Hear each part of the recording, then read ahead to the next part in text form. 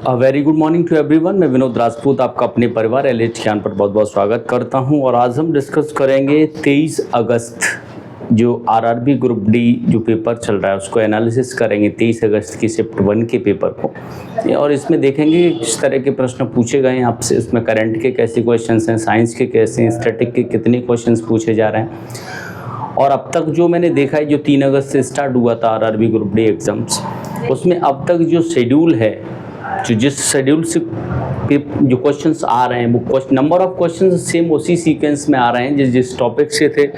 Current के questions आ रहे हैं, स्टैटिक के, साइंस का मोस्ट ऑफ द वेटेज आता है, आरआरबी ग्रुप डी में तो साइंस के भी क्वेश्चंस आ रहे हैं। इस तरह से जो नंबर ऑफ क्वेश्चंस जो आने हैं वो वही सेम शेड्यूल से आ रहे हैं, यानी सेम जैसा फर्स्ट शिफ्ट में था वैसे ही एज इट इज आ रहे हैं उसी पैटर्न पर। तो एनालिसिस से काफ़ी कुछ फ़ायदा बेनिफिशरी है, इसे आप बने रहिए इसके साथ। और करते हैं आज का पहला प्रश्न स्टार्ट। एनालिसिस के माध्यम से आप उन टॉपिक्स को और पढ़कर जा सकते हैं जो रिसेंट में आए हैं टॉपिक, और उन्हें अपनी तैयारी को और बेहतर कर सकते हैं, यानी एग्ज़ाम्स के लिए। पहला प्रश्न है आपका कि वर्ष 2026 में आयोजित ऑस्ट्रेलिया ओपन टेनिस प्रतियोगिता में पुरुष एकल वर्ग का खिताब किस खिलाड़ी ने जीता है? ये प्रश्न पूछा गया आपसे। आपके ऑप्शन है क्या राफेल नडाल हैं इसके विजेता, ऑप्शन बी है क्या कार्लोस अल्कराज हैं, ऑप्शन सी क्या नोवाक जोकोविच हैं, और ऑप्शन डी है क्या रोजर फेडरर हैं। इसका जो राइट आंसर है आपका कि जो ऑस्ट्रेलिया ओपन टेनिस का जो है टूर्नामेंट उससे जीता है कार्लोस अल्कराज ने। पूछा जाए आपसे कि कार्लोस अल्कराज किस देश के खिलाड़ी हैं, तो स्पेन के खिलाड़ी हैं ये, और 2026 का ऑस्ट्रेलिया ओपन खिताब जीता। इसी जीत के साथ वे सबसे कम उम्र के चारों प्रमुख जो ग्रैंड स्लैम हैं उन्हें जीतने वाले पुरुष खिलाड़ी बन गए हैं, सबसे कम उम्र के। आपको बता दूं कि उन्होंने विंबलडन भी जीत लिया है, यूएस ओपन भी जीता है, ऑस्ट्रेलिया ओपन भी जीता है। इस तरह से वह चारों जो हैं प्रतियोगिताएं वो एकल खिताब जीतने वाले पहले खिलाड़ी बन गए, सबसे कम उम्र के खिलाड़ी हैं। आपको बता नोवाक जोकोविच आपके सर्बिया के खिलाड़ी हैं, राफेल नडाल पूर्व स्पेन के टेनिस स्टार हैं, ये भी आप याद रखें। नेक्स्ट आपका कि ऑस्ट्रेलिया ओपन 2026 के फाइनल में कार्लोस अल्कराज ने किस खिलाड़ी को 4 सेटों में हराया था? यानी ये पूछा जा रहा है किस खिलाड़ी को हराया था। आपके ऑप्शन है क्या नोवाक जोकोविच को हराया था, ऑप्शन बी है क्या दानिल मेदवेदेव को हराया था, ऑप्शन सी क्या अलेक्जेंडर ज्वेरेव को, और ऑप्शन डी है क्या एंडी मरे को हराया था। इसका जो राइट आंसर है कि उन्होंने जो ऑस्ट्रेलिया ओपन 2026 टेनिस का जो फाइनल था उसमें सर्बिया के जो टेनिस स्टार है नोवाक जोकोविच को 4 सेटों में सीधे हराया था। ये आप याद रखें और शानदार जीत दर्ज की थी।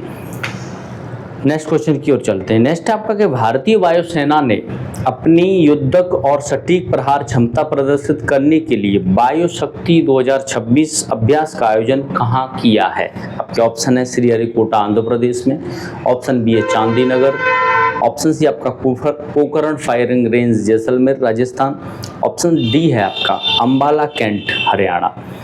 इसका जो राइट आंसर है कि जो भारतीय वायुसेना ने अपना युद्धक और सटीक प्रहार क्षमता के लिए जो युद्धाभ्यास किया है वायु शक्ति 2026 वो आपका किया है Pokhran range firing range Jaisalmer Rajasthan में। याद रखिएगा राजस्थान में किया है अपना ये। इसमें लड़ाकू विमानों, परिवहन विमानों और आक्रमण हेलीकॉप्टरों की क्षमता का प्रदर्शन किया गया है, ये भी आप याद रखें। नेक्स्ट क्वेश्चन आपका कि जनवरी 2026 में अमेरिकी सेना द्वारा चलाए गए ऑपरेशन एब्सोल्यूट रिजॉल्व के दौरान किस देश के तत्कालीन राष्ट्रपति को गिरफ्तार किया गया था? ये प्रश्न पूछा गया आपसे।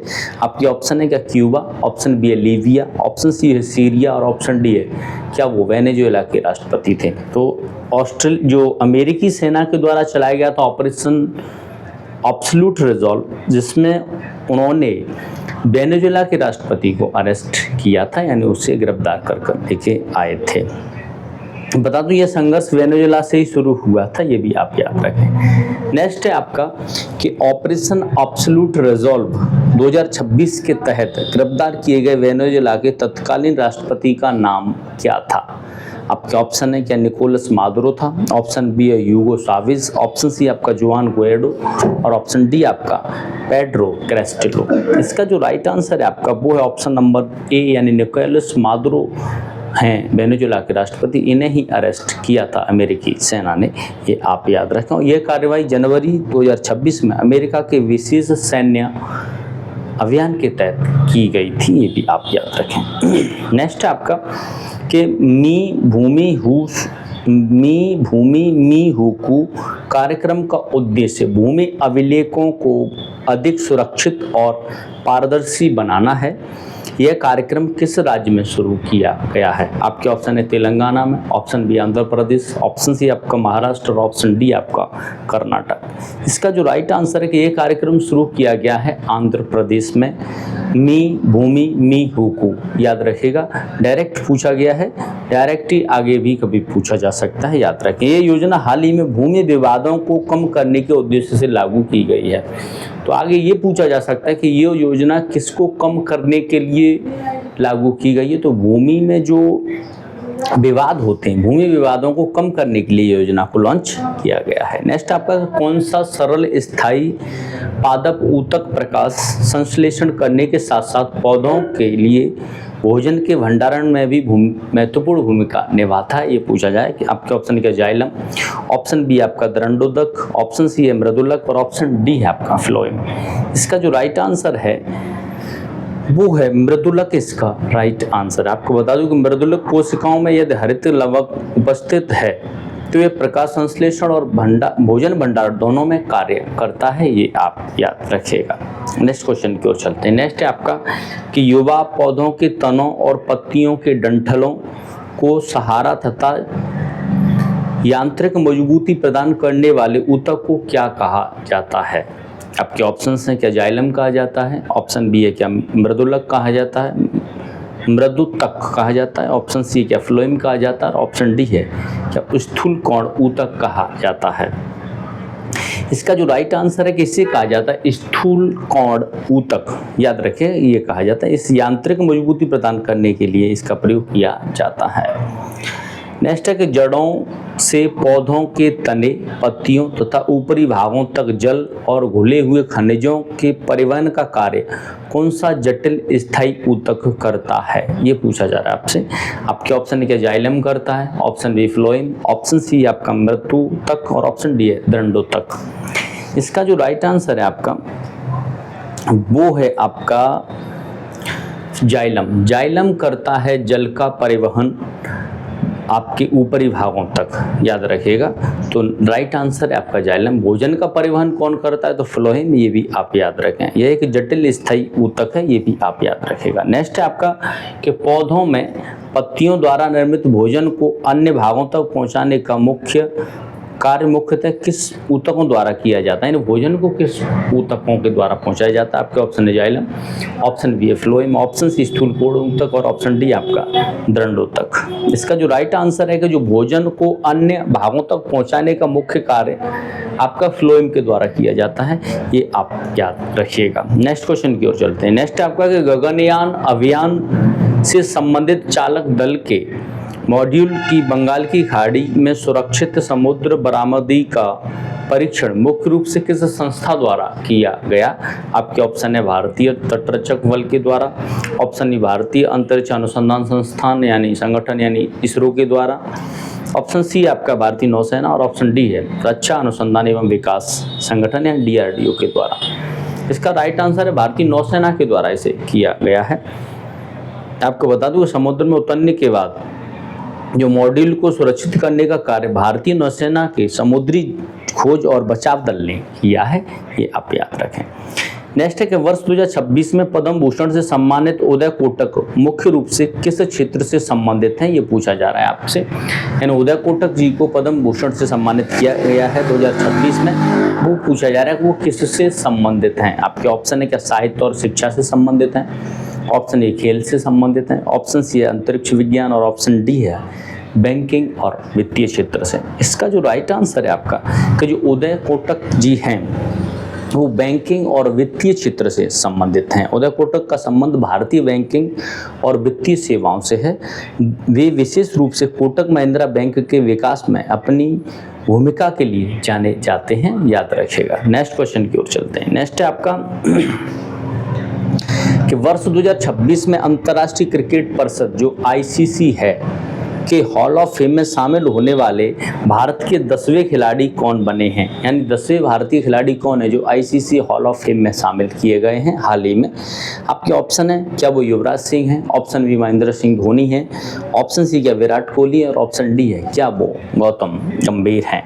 इसका जो राइट आंसर है कि हाल ही में युवराज सिंह को अंतर्राष्ट्रीय क्रिकेट परिषद ने हॉल ऑफ फेम में शामिल किया गया है और वो मतलब शामिल होने वाले अब 10वें क्रिकेटर बन गए हैं। युवराज सिंह को 2026 में सम्मान से नवाया गया है। आपको बता दूं कि उनका युवराज सिंह 2007 विश्व कप जो T20 विश्व कप हुआ था और 2011 विश्व कप बेहतरीन यादगार प्रदर्शन किया था युवराज सिंह ने, ये आप याद रखें। गौतम गंभीर वर्तमान भारतीय क्रिकेट टीम के हेड कोच हैं, ये आप याद रखिएगा। नेक्स्ट क्वेश्चन है कि सचिन तेंदुलकर को आईसीसी हॉल ऑफ फेम में किस खिलाड़ी से पहले शामिल किया गया था, किया जा चुका है। आपके ऑप्शन है युवराज सिंह से, option B Ricky Ponting, option C Virat Kohli और ऑप्शन डी है आपका रोहित शर्मा।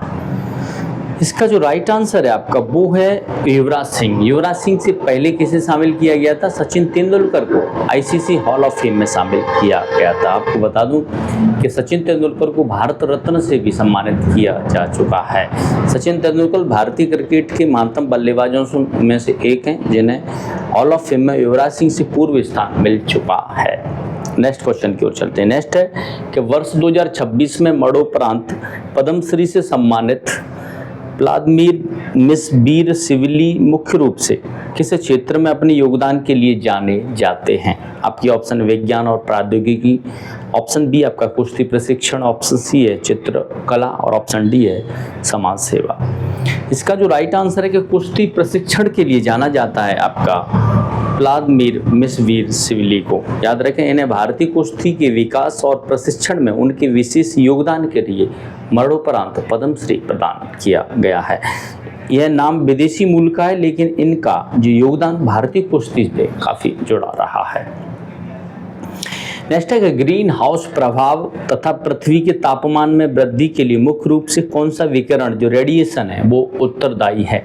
आपके ऑप्शन है क्या पराबैंगनी किरणें हैं यानी यूवी रेज हैं, ऑप्शन बी है क्या एक्सरे विकिरण है, ऑप्शन सी अवरक्त किरणें हैं और ऑप्शन डी है क्या गामा विकिरण है। इसका जो राइट आंसर है आपका वो है ऑप्शन नंबर सी यानी अवरक्त किरणें इसका विकिरण जो है, अवरक्त विकिरण इसका राइट आंसर है। नेक्स्ट क्वेश्चन की ओर चलते हैं। नेक्स्ट आपका केंद्रीय बजट 2026-27 में भारत में खेलों को बढ़ावा देने और खेल पारिस्थितिकी तंत्र को मजबूत करने के लिए किस प्रमुख मिशन का प्रस्ताव रखा गया है। आपके ऑप्शन ओलंपिक गोल्ड क्वेस्ट का, ऑप्शन बी है खेलो इंडिया मिशन, ऑप्शन सी आपका फिट इंडिया मूवमेंट और ऑप्शन सी आपका राष्ट्रीय खेल विकास कोष, यानी किसका किया गया है आपसे ये पूछा गया है। इसका जो राइट आंसर है खेलो इंडिया मिशन का प्रस्ताव रखा गया है भारतीय खेलों को और अलग पहचान देने के लिए, उन्हें और बेहतर करने के लिए, याद रखिएगा।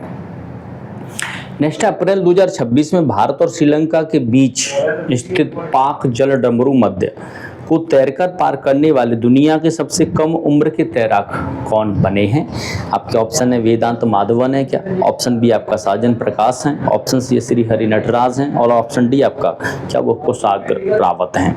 इसका जो राइट आंसर है आपका वो है वेदांत माधवन हैं आपके, जिन्होंने भारत और श्रीलंका के मध्य स्थित जो पाक जल डमरू मध्य है उसे तैरकर पार किया है, वो सबसे कम उम्र के तैराक हैं, ये आप याद रखें। ये पाक जल डमरू मध्य भारत और श्रीलंका के बीच स्थित है, ये भी आप याद रखेगा। नेक्स्ट है आपका कि पाक जल डमरू मध्य जो पाक स्टेट बोला जाता है जिसे वेदांत माधवन ने अप्रैल 2026 में तैरकर पार किया कि अनुमानित लंबाई कितनी, यानी कितनी लंबाई है इसकी। आपके ऑप्शन है क्या 15 किलोमीटर है, option B 22 kilometre, option C है 29 किलोमीटर, ऑप्शन डी है 36 किलोमीटर। इसका जो राइट आंसर है कि 29 किलोमीटर की लंबाई को तैरकर पार किया है आपके वेदांत माधवन ने, याद रखें। समुद्री तैराकों के लिए अत्यंत चुनौतीपूर्ण मार्ग माना जाता है, ये भी आप याद रखिएगा। नेक्स्ट है आपका कि फरवरी 2026 में विशाखापट्टनम में भारतीय नौसेना द्वारा आयोजित बहुराष्ट्रीय नौसैनिक अभ्यास का नाम क्या था, जिसे 42 युद्धपोतों और 29 विमान शामिल हुए थे इसमें। आपके ऑप्शन है क्या, वरुण था, option B Malabar, option C Samudra Shakti और ऑप्शन डी आपका मिलन। इसका जो राइट आंसर है कि वो था मिलन, युद्ध अभ्यास था।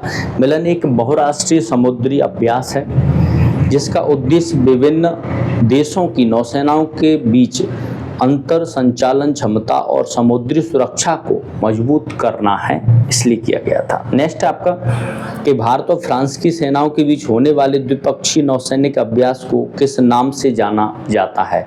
आपके ऑप्शन है मिलन, ऑप्शन बी है मालाबार, ऑप्शन सी आपका वरुण और ऑप्शन डी है आपका गरुड़। भारत और फ्रांस की सेनाओं के बीच किया जाता है वरुण, याद आप रखिएगा, मोस्ट इंपोर्टेंट है। इसके विपरीत समुद्र शक्ति भारत और इंडोनेशिया के बीच नौसैनिक अभ्यास किया जाता है। तो भारत और इंडोनेशिया के बीच कौन सा है आपका, समुद्र शक्ति है, ये भी आप याद रखें। नेक्स्ट है आपका भारत सहित हिंद प्रशांत देशों की सेनाओं द्वारा किए जाने वाले बहुपक्षीय नौसैनिक अभ्यास का नाम क्या है। आपके ऑप्शन है मालाबार है, ऑप्शन बी समुद्र शक्ति है, ऑप्शन सी है कॉन्कर्ड है और ऑप्शन डी है क्या सिम्बैक्स है। इसका जो राइट आंसर है आपका मालाबार है। आपका भारत सहित हिंद प्रशांत देशों की सेनाओं के साथ जो बहुपक्षीय आपका नौसैनिक अभ्यास किया जाता है। मालाबार एक बहुपक्षीय अभ्यास है जिसमें भारत के साथ हिंद प्रशांत क्षेत्र के हिस्सा लेते हैं देश इसमें, ये आप याद रखें। नेक्स्ट आपका कि वर्ष 2026 में मनाए गए विश्व पर्यावरण दिवस की आधिकारिक थीम क्या थी। आपके ऑप्शन है जल संरक्षण और भविष्य, ऑप्शन बी जैव विविधता की रक्षा, ऑप्शन सी आपका प्लास्टिक प्रदूषण समाप्त करना और ऑप्शन डी आपका केवल एक पृथ्वी।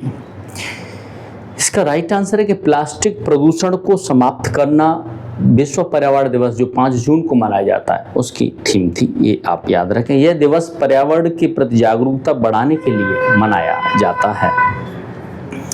नेक्स्ट है कि विश्व बैंक की 2026 की रिपोर्ट के अनुसार निम्न और मध्य आय वाले देशों के संदर्भ में भारत किस क्षेत्र में विश्व के शीर्ष 5 देशों में शामिल है।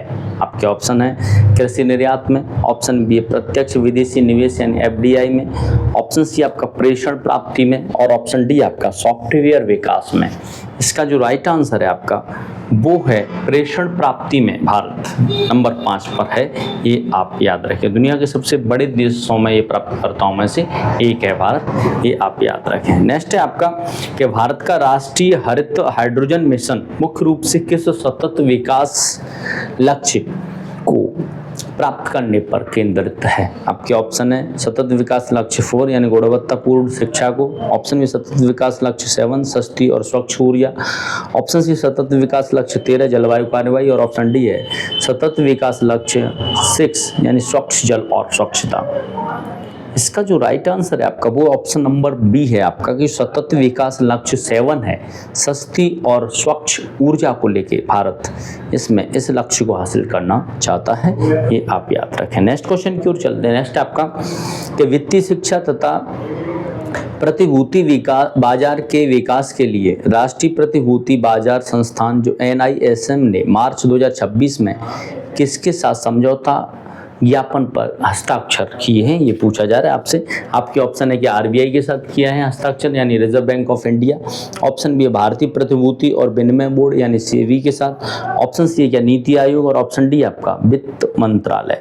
इसका जो राइट आंसर है कि भारतीय प्रतिभूति और विनिमय बोर्ड जो SEBI के साथ समझौता किया है उस पर हस्ताक्षर किए हैं, ये आप याद रखिएगा। नेक्स्ट है आपका कि यदि मानव शरीर में के पाचन तंत्र में कुंचित गति है, क्रमानुकुंचन गति ठीक से कार्य न करे तो इसका मुख्य परिणाम क्या होगा। जब आप भोजन खाते हैं तो जो भोजन अंदर जाता है वो क्रमानुकुंचन गति के द्वारा ही अंदर जाता है, ये आप याद रखिएगा।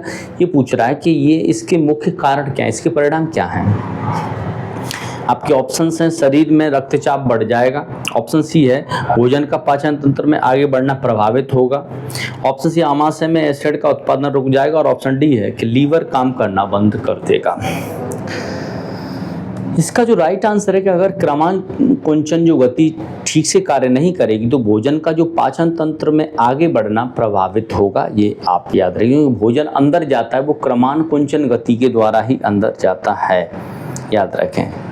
नेक्स्ट क्वेश्चन की ओर है कि चलते हैं कि फरवरी 2026 में प्रधानमंत्री नरेंद्र मोदी ने नई दिल्ली में किस नए सरकारी प्रशासनिक परिसर का उद्घाटन किया था जहां नया पीएमओ संचालित किया जा रहा है? आपके ऑप्शन है जनसेवा भवन का, ऑप्शन बी कर्तव्य भवन, ऑप्शन सी भारत मंडपम और ऑप्शन डी है सेवा तीर्थ। इसका जो राइट आंसर है वो है सेवा तीर्थ। जो पीएम ऑफिस का नया नाम अब कर दिया वो है सेवा तीर्थ कर दिया है, ये आप याद रखें। और स्थानांतरित करने की इसका उद्घाटन किया था। आपको बता दूं कर्तव्य भवन अन्य केंद्रीय कार्यालयों का हिस्सा है, पीएमओ का नहीं है, ये भी आप याद रखें।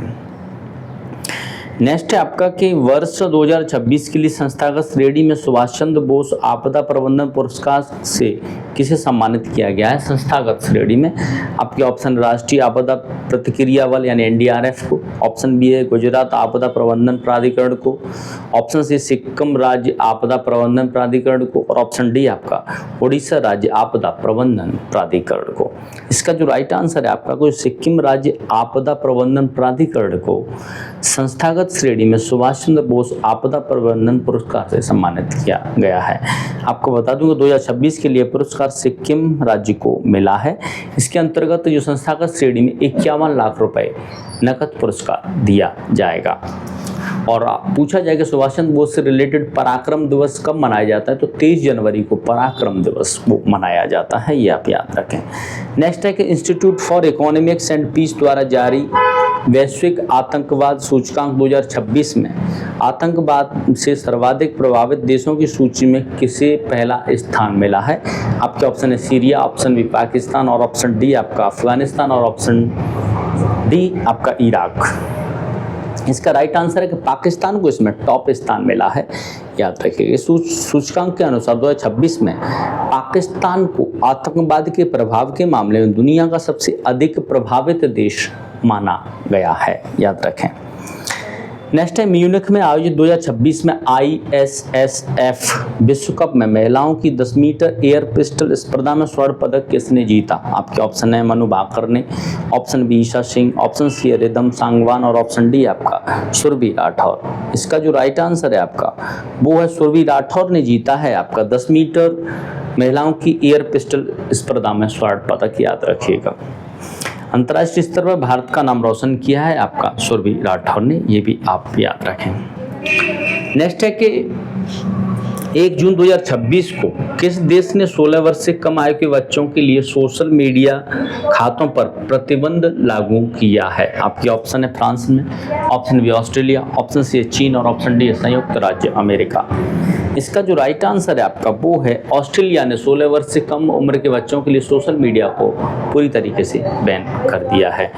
नेक्स्ट क्वेश्चन की ओर चलते हैं। नेक्स्ट आपका सूर्य से निकलने वाले जो कोरोनल मास इंजेक्शन जो CME के चंद्रमा से टकराने का पहला प्रत्यक्ष अवलोकन किस अंतरिक्ष मिशन ने दर्ज किया है? आपके ऑप्शन लूनर रिकॉर्डिनेंस ऑर्बिटर ने, ऑप्शन बी है आर्टेमिस फर्स्ट, ऑप्शन सी है चंद्रयान 3 और ऑप्शन डी आपका चाएगी 5। इसका जो राइट आंसर चंद्रयान 3 ने उसका अवलोकन किया है, ये आप याद रखिएगा। नेक्स्ट क्वेश्चन की ओर चलते हैं। नेक्स्ट आपका वर्ष 2026 में विधानसभा चुनाव के बाद पश्चिम बंगाल के इतिहास में पहली बार किस राजनीतिक दल ने अपनी सरकार बनाकर मुख्यमंत्री पद प्राप्त किया है?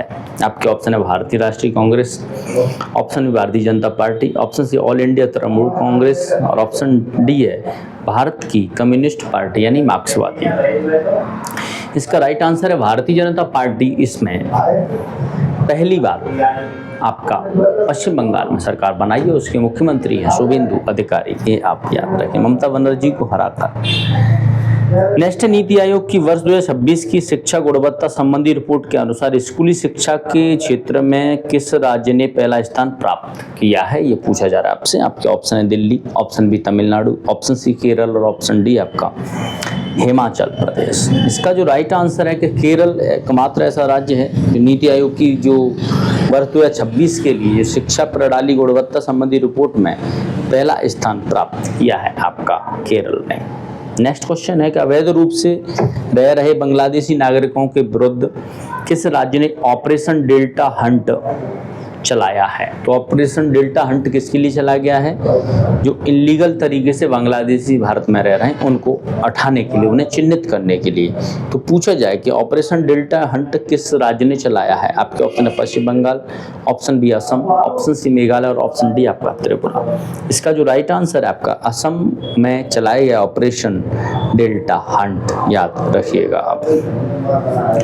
नेक्स्ट क्वेश्चन है आपका कि असम में चलाए गए ऑपरेशन डेल्टा हंट के अंतर्गत सुरक्षा एजेंसियों द्वारा कितने संदिग्ध अवैध बदमाश जो बांग्लादेशी नागरिकों को पकड़ा गया? यानी इसमें कितने संदिग्ध थे बांग्लादेशी थे जिन्हें पकड़ा गया? ये प्रश्न पूछा जा रहा है आपसे। आपके ऑप्शन है 250, ऑप्शन बी 362, ऑप्शन सी है 410 और ऑप्शन डी है 505। इसका जो राइट आंसर है आपका 362 संदिग्ध व्यक्तियों को पकड़ा गया है जो बांग्लादेश नागरिक थे। यह असम के अवैध घुसपैठ रोकने की दिशा में एक बड़ा कदम है। नेक्स्ट है मानव शरीर के पाचन के बाद प्राप्त पोषक पदार्थों का अधिकांश अवशोषण मुख्यतः किस अंग में होता है? ये पूछा जा रहा है आपसे।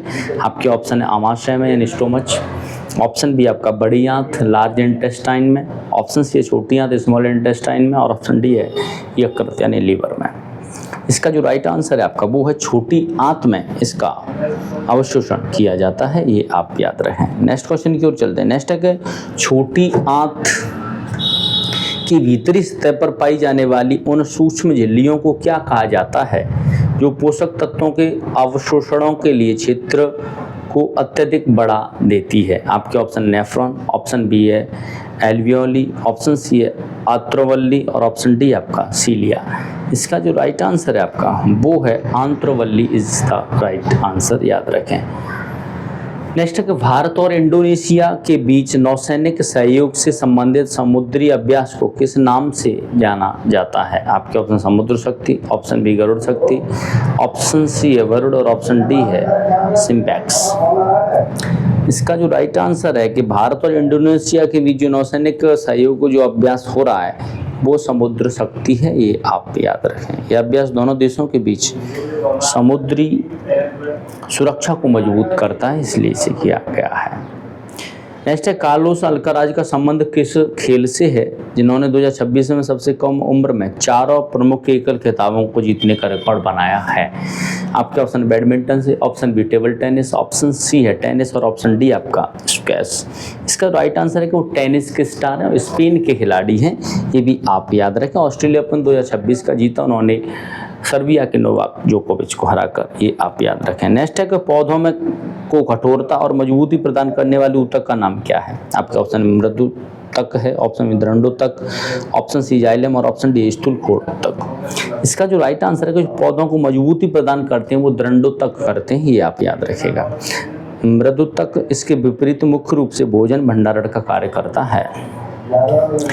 नेक्स्ट है वायु शक्ति 2026 अभ्यास के दौरान भारतीय वायुसेना ने किस प्रकार के विमानों का प्रदर्शन किया था? ये पूछा जा रहा है। आपके ऑप्शन है केवल मालवाहक वाहन, ऑप्शन बी है लड़ाकू विमान, परिवहन विमान और हेलीकॉप्टर आक्रमण हेलीकॉप्टर, ऑप्शन सी केवल ड्रोन और ऑप्शन डी केवल प्रशिक्षण विमान। इसका जो राइट आंसर है वो ऑप्शन नंबर बी है आपका कि जो लड़ाकू विमान, परिवहन विमान और आक्रमण हेलीकॉप्टर इन सब का प्रयोग किया था। नेक्स्ट है आपका कि वेदांत माधवन जिन्होंने हाल ही में पाक जल डमरू मध्य को पार किया, यह किस क्षेत्र से जुड़े हुए हैं? आपके ऑप्शन एथलेटिक्स हैं, ऑप्शन बी समुद्र तैराकी, ऑप्शन सी है नौकायन और ऑप्शन डी है गोताखोरी।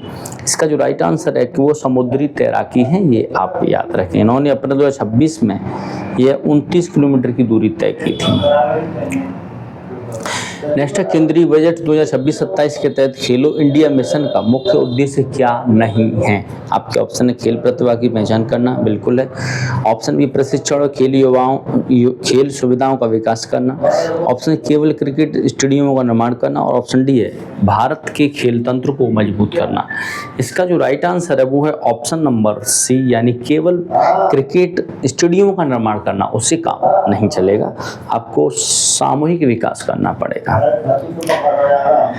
नेक्स्ट है गगनयान अभियान के लिए प्रमुख तकनीकी डिजाइन और प्रेक्षण प्रणाली का कार्य किस संगठन द्वारा किया गया? आपके ऑप्शन है भारतीय नौसेना, ऑप्शन ए भारतीय अंतरिक्ष अनुसंधान संगठन यानी इसरो के द्वारा, ऑप्शन सी है हिंदुस्तान एरोनॉटिक्स लिमिटेड और ऑप्शन डी है रक्षा अनुसंधान एवं विकास संगठन यानी DRDO। इसका जो राइट आंसर है आपका भारतीय अंतरिक्ष अनुसंधान संगठन के द्वारा गगनयान अभियान के लिए प्रमुख तकनीकी डिजाइन और प्रेक्षण प्रणाली का कार्य संगठित किया गया था।